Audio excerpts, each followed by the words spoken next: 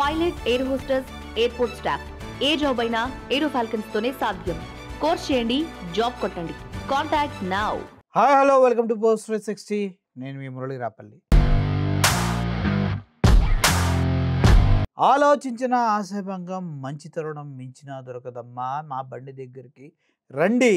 మా బండి దగ్గరకు వచ్చినచో మీకు నాణ్యమైన మద్యం స్కూటర్ మీద ఇస్తాము, వ్యానుల్లో ఇస్తాము, తీసుకొచ్చి ఇంటింటికి మద్యాన్ని ఇస్తాము. గతంలో ఇలా ఇంటింటికి రేషన్ సరఫరా అయ్యేది. ఎలా? ఒక వ్యాన్ వెళ్ళి ఒక 4 కూడళ్ళ ప్లేస్లో ఆగితే, 4 వే జంక్షన్లో ఆగితే అందరూ అక్కడికి వచ్చి రేషన్ తీసుకుని వెళ్ళేవారు. ప్రజలు ఎవరైనా నడవలేనైనా, వృద్ధులైనా, వికలాంగులైనా ఎవరైనా కూడా వారు దగ్గరలోకి వచ్చింది కాబట్టి ఎవరో ఒకళ్ళు తీసుకెళ్ళి వాళ్ళకి రేషన్ బియ్యం ఇచ్చేవారు. కానీ ఇప్పుడు ఆ రేషన్ బియ్యం వాహనాలు మొత్తం తీసేశారు. ఆంధ్రప్రదేశ్ వ్యాప్తంగా అది చంద్రబాబు నాయుడు గారి దయ వల్ల ఆయన చేసినటువంటి మంచి పని అది.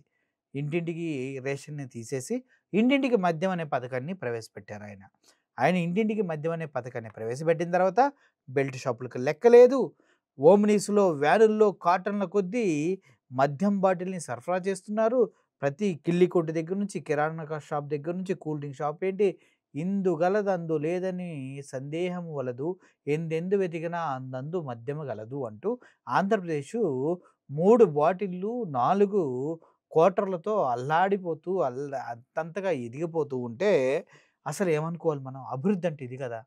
రూపాయి విలువ పడిపోని, డాలర్ ముందు రూపాయి చిన్నపోయి దగ్గర దగ్గర ₹90.23 అవ్వని, అయినా కూడా మనకు తప్పదు, మనం తాగాల్సిందే, మనం ఊగాల్సిందే, ఆ తర్వాత వాగాల్సిందే. ఇది జరుగుతుంది ఆంధ్రప్రదేశ్ మొత్తంలో. ఇంటింటికి మద్యం డెలివరీ చేస్తా అంటూ గతంలో విజయవాడలో కొంతమంది పాంప్లెట్లు వేసి మరీ మద్యం డెలివరీని ప్రోత్సహించిన సందర్భాలు మనకు తెలుసు.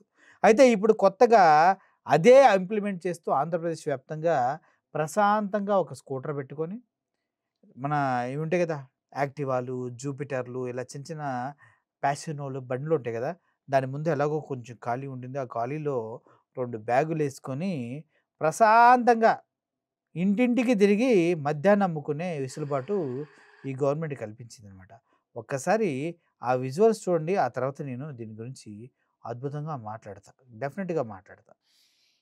ఇది మీకు కనిపిస్తుంది కదా, ఇది మద్యం అన్నమాట. ఈ మద్యాన్ని ఈయన బండి మీద పెట్టుకున్నారు సార్. ఒకసారి మీరు చూడండి. అబ్బా,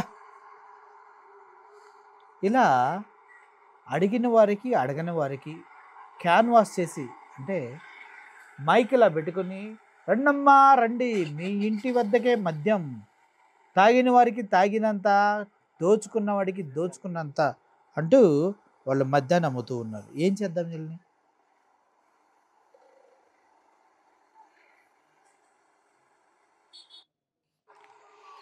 అసలు సైడ్లు కూడా కట్టాడు. అయ్యో నవ్వు సైడ్లు మద్యం, ముందు మద్యం, వాటర్ బాటిల్లో కూడా పోసుకొచ్చాడు. అదేంటో మరి నాకు అర్థం కాలేదు. సో బాబు గారి మద్యం పథకం కింద ఇంటింటికే మద్యాన్ని ప్రశాంతంగా అందిస్తున్నారు.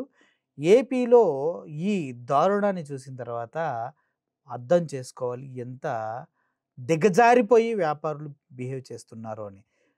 అక్రమ మద్యం అంటే కల్తీ మద్యం మొన్న మొలకల చెరువుల్లో మనం చూసాం కదా, అక్కడ పట్టిన మద్యం కూడా ఇలాగే దగ్గర దగ్గర 5,800 కోట్ల రూపాయల మద్యాన్ని అక్రమంగా డిస్టిలరీస్ ఇలా బెల్ట్ షాపులకి ఇలా తరలించారంటే ఈ పద్ధతిలో తరలించారు. ఇప్పుడు ఇంటింటికి మద్యం ఇచ్చిన తర్వాత చంద్రబాబు నాయుడు గారు ఒక గొప్ప వ్యక్తిగా, ఓ మహానుభావుడిగా చరిత్ర పుటంలో ఎక్కబోతున్నారన్నది మాత్రం వాస్తవం. ఎందుకంటే ఆ కల్తీ మద్యం తాగాలి, తాగి మనోళ్ళు చనిపోవాలి, చనిపోతే జనాభా తగ్గిపోతుంది. తద్వారా జనాభా తగ్గిపోవడం ద్వారా ఆర్థికంగా ఎదగొచ్చు, కుటుంబాలు సర్వనాశనం అయిపోవచ్చు, అందుట్లో పిల్లలు చదువులకు దూరం అవ్వచ్చు. అప్పుడు వాళ్ళు చదువుకోనోడు ఎవరి కింద వాడి కింద పనిచేయాలి కాబట్టి రాజకీయ నాయకులు చెప్పినట్టుగా దందాలు, వాళ్ళని కొడతాలు, వీళ్ళని కొడతాలు అన్నీ చేసుకోవచ్చు. ఆ విధంగా కుటుంబ వ్యవస్థల్ని వీరందించే ఆర్థిక స్వావలంబన ద్వారా పెంచుకుంటూ వెళ్ళొచ్చు అన్నది చంద్రబాబు నాయుడు గారి యొక్క ఇంటెన్షన్. అందుకోసమే మద్యాన్ని ఏరులై పారిస్తూ ఉన్నారు గల్లీ గల్లీలో, కిల్లి షాపుల్లో కూడా. ఇటువంటి ప్రభుత్వాన్ని ఎన్నుకున్నప్పుడే వాళ్ళు చెప్పారు, తమ్ముళ్ళు మద్యం సాయంత్రం కష్టపడిన తర్వాత క్వార్టర్ వేసుకొని పడుకోవాలా వద్దా అని 40 ఏళ్ల విజనరీ సిగ్గు లేకుండా మద్యాన్ని ప్రమోట్ చేశాడు. ఇంకొక సనాతనవాది అని చెప్పుకునే సోకాల్డ్ పవన్ కళ్యాణ్ గారు తాగి ఊగుతూ, ఊగి తాగుతూ ఆయన గతంలో మాట్లాడిన మాటలు కొన్ని మనం చూసాం. అయితే ఆయన కూడా మద్యపాన ప్రియుల కడుపు కొట్టావు జగన్, మేము వస్తే రేట్లు తగ్గిస్తామన్నారు. తగ్గించావా పవన్ కళ్యాణ్? అంతే రేట్లు ఇచ్చి కల్తీ మద్యంతో జనాలు చచ్చిపోతుంటే కనీసం ప్రశ్నిస్తానని పార్టీ పెట్టిన నువ్వు ఏ టు జెడ్ మూసుకొని ప్రశ్నించడం మానేసావు చూడు. అప్పుడే భావ స్వేచ్ఛ లేని, కనీసం నీ సొంత బతుకు నువ్వు బ్రతకలేని, ఎవడో చెప్తే కానీ ఏదో మాట్లాడటం కుదరని ఒక రకమైనటువంటి జైలు జీవితాన్ని గడుపుతున్నాను నేను చూస్తే ఆంధ్రప్రదేశ్ ప్రజలంతా చీతు యాక్ అంటున్నారు. సో ఇలా ప్రజల జీవితాలతో ఆడుకుంటున్నటువంటి ప్రభుత్వాలకి మాది ఒకటే విన్నపం, ఎప్పుడు ఒకే గవర్నమెంట్ ఉండదు. ఇప్పుడు దొరికినంత దోచుకున్నా కూడా తర్వాత వేరే ప్రభుత్వాలు అధికారంలోకి వస్తే, వేరే పార్టీలు అధికారంలోకి వస్తే తిన్నదంతా వెంటబడి కక్కిస్తారనటంలో ఎటువంటి సందేహం లేదు. దట్టు పొరపాటున జగన్మోహన్ రెడ్డి గారు కనుక వస్తే కూటమిలో ఎవడైతే ఇలా ఇష్టం వచ్చినట్టు అక్రమ సంపాదనకు లోబడి అక్రమాలు చేసుకుంటూ, ఇల్లు కూల్చుకుంటూ, దందాలు చేసుకుంటూ, సెటిల్మెంట్లు చేసుకుంటూ, ఆక్రమణలు చేసుకుంటూ ఎవరిని ఎదురు తిరిగితే అక్రమ కేసులు పెడుతూ ఉన్నారో వాళ్ళందరికీ డిజిటల్ బుక్లో ప్రత్యేకంగా కొంత డేటా అనేది రిజర్వ్ చేయబడింది. రాబోయే రోజుల్లో ఆ డేటా పూర్తి స్థాయిలో ఉపయోగించబడుతుంది అన్నది మాత్రం వాస్తవం అంటూ జగన్మోహన్ రెడ్డి గారు చెప్పడం కూడా జరిగింది. ఆ క్రమంలో మరి కన్నా మీరు చూసుకున్నట్లయితే మామూలుగా ఉండదు, గట్టిగానే ఆన్సర్ చెప్పేటటువంటి సందర్భాలు ఉన్నాయి. గతంలో ఆయనకి బాధ కలిగించిందంట పవన్ కళ్యాణ్ గారు. ఏం మాట్లాడతారో వినండి మద్యం గురించి. మాట్లాడన్నా, మాట్లాడు. నాకు ఈ మధ్యన చాలా బాధ కలిగిస్తుంది. ఇదివరకు మద్యం 60 రూపాయలుంటే జగన్ 60 రూపాయల మద్యాన్ని 160 రూపాయలుగా పెంచి మద్యపాన ప్రియుల కడుపు కొట్టావు జగన్, కొట్టావు.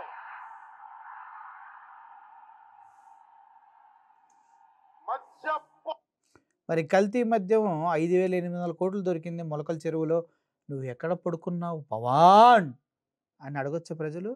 నీ గొంతు ఇప్పుడు లేవట్లేదేంటి పవన్ అని అడగొచ్చా? కల్తీ మద్యం తాగి ఎంతమంది చచ్చారో తెలుసా పవన్ అని అడగొచ్చా? మద్య ప్రాణప్రియుల ప్రాణాలు తీసిన ఎదవలరా ఈ కల్తీ మద్యాన్ని గురించి ప్రశ్నించిన వాళ్ళు అని అడగొచ్చా? చెప్పండి సార్.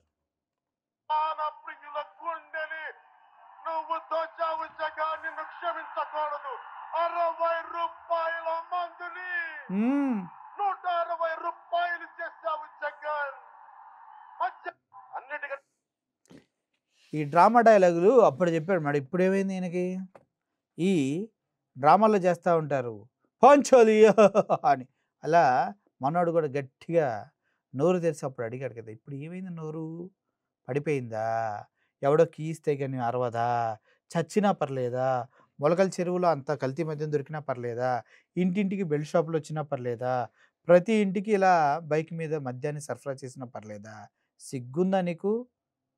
శరం ఉందా? మనిషి బ్రతుకేనా అని ప్రజలు అడుగుతున్నారు పవన్ కళ్యాణ్. ఏం చేద్దాం మరి? సో ఇది ప్రస్తుతానికి ఆంధ్రప్రదేశ్లో మద్యం ఎలా ఏరులై పారుతుందో అని మీ కళ్ళకు కట్టినట్టు చూపించే ప్రయత్నం. సో మీరే అర్థం చేసుకోండి, మద్యానికి తాగుడికి బానిసలై ఇలాగే బ్రతికేస్తారా? లేదు అని అన్నిటినీ వదిలేసి ప్రజల కోసం, నీ కుటుంబం కోసం, నీ పిల్లల కోసం హ్యాపీగా బ్రతుకుతావా? ఆలోచించుకొని ఈసారి ఓటేయాలని కోరుకుంటూ సెలవు తీసుకుంటున్నా. Thank you for watching this video.